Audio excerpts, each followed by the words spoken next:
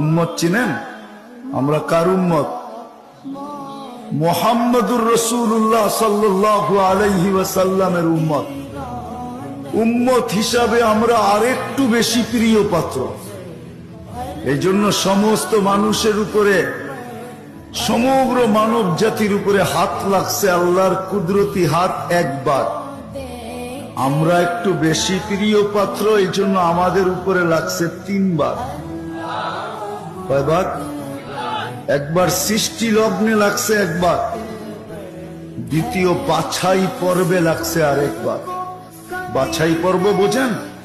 আপনি সদিচ্ছায় উম্মতে মুহাম্মদী হয়ে আসেন না, আপনাকে বাছাই করে নিয়ে আসছেন। হুয়াজতাবাকুম, কুরআন বলে জাহিদু ফিল্লাহি হাক্কা জিহাদি, হুয়াজতাবাকুম। আমার কথা ও বুঝবে যে যত বেশি ধ্যান